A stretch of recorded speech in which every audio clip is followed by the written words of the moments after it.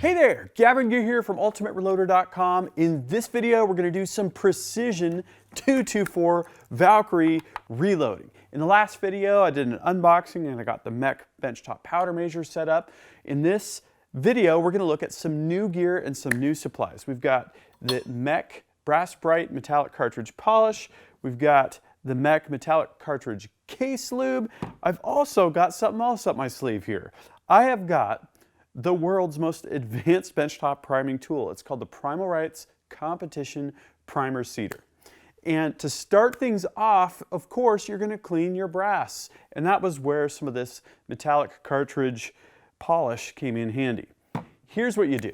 For vibratory tumbler polishing with walnut shell media, I dumped the media into the vibratory tumbler. I put 1 cap full of this brass polish. I turned it on for just a little bit to kind of get it to mix. You don't want hot spots on your brass from chemicals contacting in some spots and not in others, that kind of thing.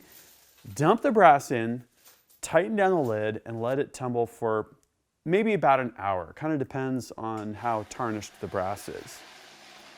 After an hour, I came back and I used a rotary media separator to separate the walnut shells and the polish from the brass cases. Now we've got the brass cases. They look really, really good. We're going to put some lube on. So the mech metallic cartridge case lube, this is very similar to the stuff that I make with lanolin and alcohol. Nice thing is you can just buy this off the shelf and not have to worry about getting the components and mixing it up yourself. It's really simple. You're just going to spray on a little bit of lube. Give it a good shake. Spray on a little bit more. Make sure they're oriented in different directions. You want to get a little bit of that spray on case lube inside the case necks. So you just want to make sure that you're getting an even coat and spraying in kind of all directions. Now we're going to let this flash off and dry for about 10-15 minutes. So now that the brass is dry, let's size some brass and confirm our sizing die setup. So this is a Forester full length 224 Valkyrie sizing die. You'll notice here that I've installed the lock and load bushing conversion kit from Hornady, Marksman. It just drops right in after you remove the factory bushing. Love this setup. So here's what we're going to do is we're going to use the Hornady lock and load. This is the headspace comparator kit. And we're going to get a nice settled in 0 on this. So I'm just going to hit 0 here. And then we'll go ahead and size the brass. And we'll see where we're at. We want to set that shoulder back about 1/1000th, maybe 1/1000th and a half. So here we're at -1. That is absolutely perfect. Go ahead and size the rest of our brass now. Just doing a batch of 10 cartridges here because I want to shoot some groups and see how these are going to perform. It goes really quick, of course, once you get everything set up.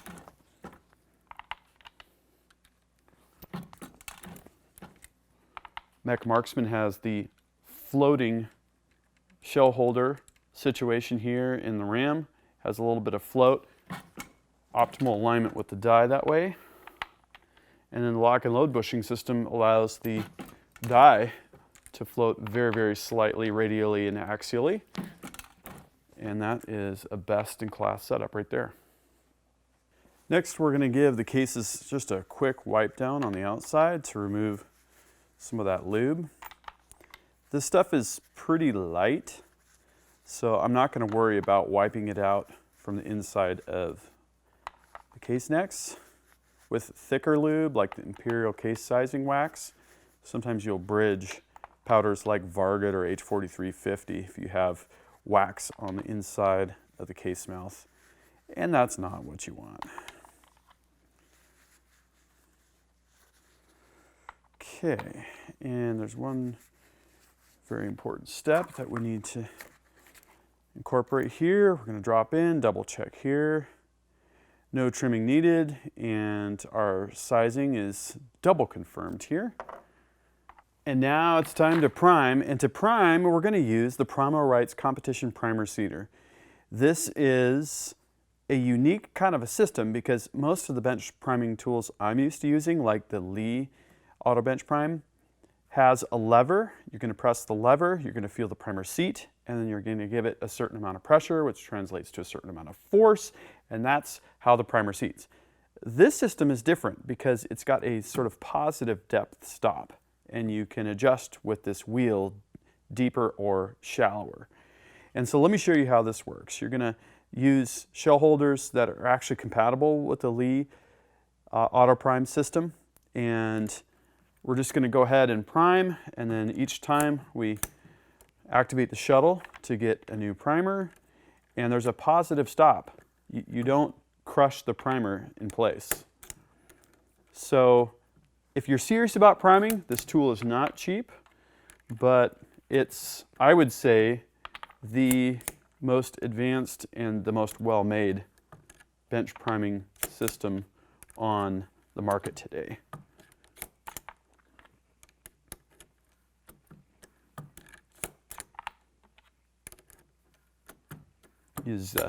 Uses a primer pickup tube, which is nice. So it's just as fast to get primers loaded as it is for a progressive press. Done. Now it's time for the powder charge, and here's where we pick up where we left off in the last video. We looked at the mech benchtop powder measure, we looked at the mech powder trickler, and we're going to go ahead and use kind of the same technique as we did last time. So we're looking for 23.6 grains of powder total, and we can do a bulk drop. That's going to get us up to, in this case, 23.2, and then we'll just trickle until we're there.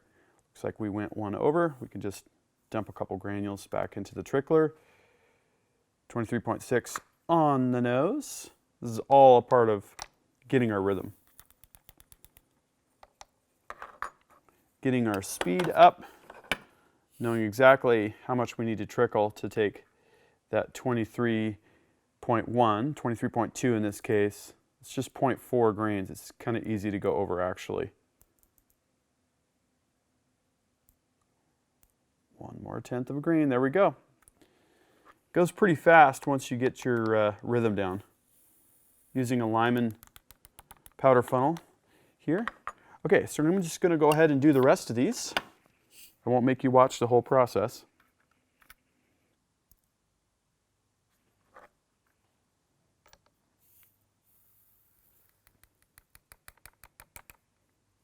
Done. Okay, now we need to determine optimal bullet seating depth, and to do that, we're going to use the Hornady Lock and Load OAL gauge. And what this does is it uses a modified case.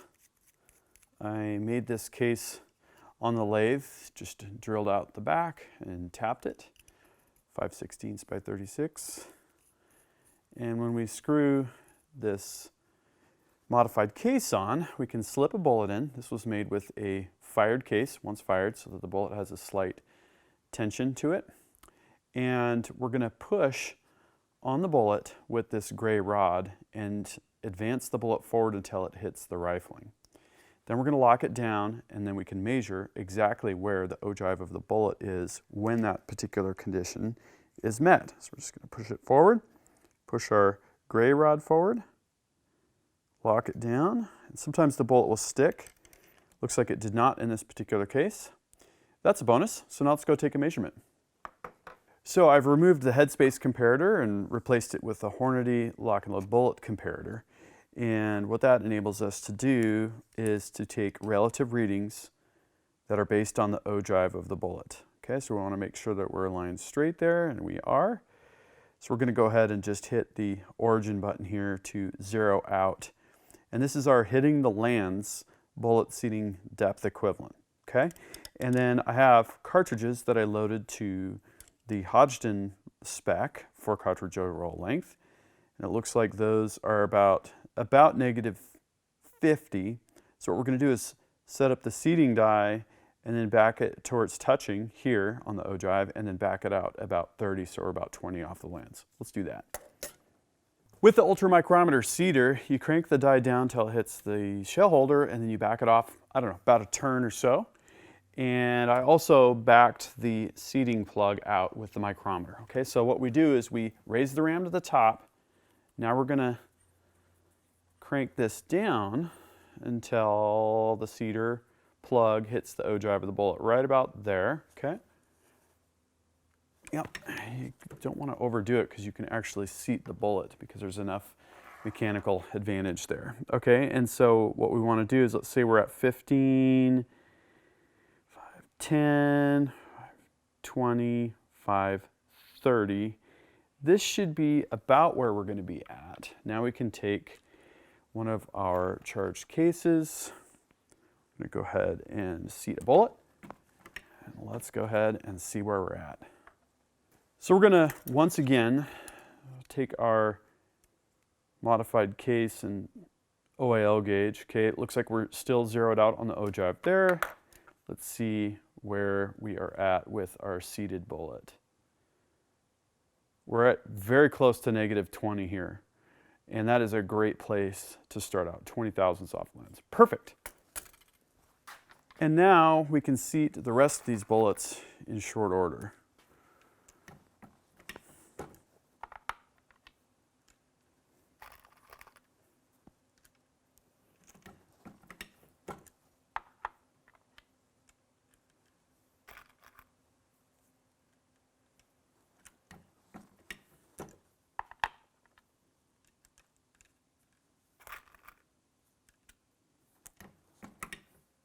Done. Well, we're done with our cartridges. I've got my 10 test cartridges now. It's time for me to go out to the range and shoot these with my custom Remington 700 and 224 Valkyrie.